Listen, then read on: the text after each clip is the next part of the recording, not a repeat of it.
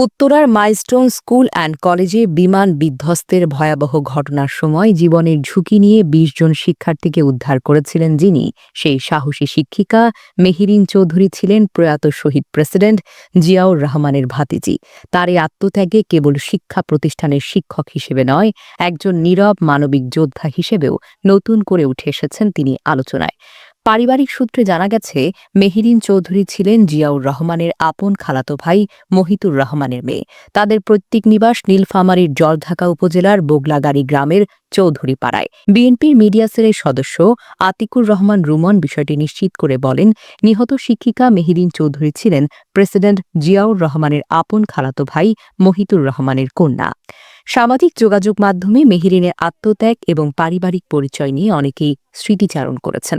জানা গেছে, মেহেরিন রাজনৈতিক পরিচয় গোপন রাখতেন সবসময়। বাহিরের মানুষ তাকে চিনতেন মাইলস্টোন কলেজের একজন নিবেদিত প্রাণ শিক্ষক হিসেবে। তবে নিকটজনদের মতে, বিএনপি চেয়ারপারসনের অসুস্থতার সময় নিয়মিত নিজ হাতে খাবার নিয়ে যেতেন তিনি।